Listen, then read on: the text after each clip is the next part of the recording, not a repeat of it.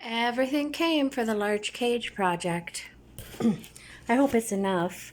I decided to do the black on the black just because it would take less cans and it would cover up better.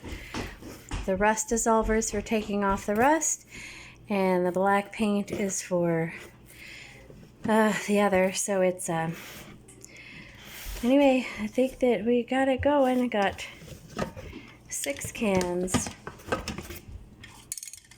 So we're gonna get it started. Here's the project cage. It's really, really rusty, really bad, all over it. Just, you can't see it, but it is bad. I mean, it's like eating away the metal really bad. I was hoping to get a clear shot of it. It's not focusing. If I hold it still better.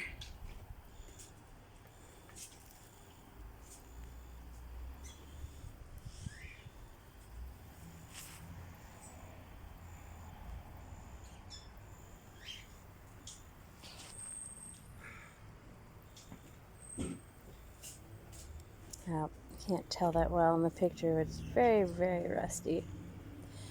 Got this off Craigslist. I mean, Marketplace.